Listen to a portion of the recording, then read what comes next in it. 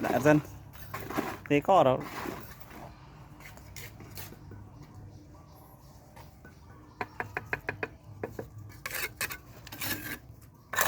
Yeah, good job.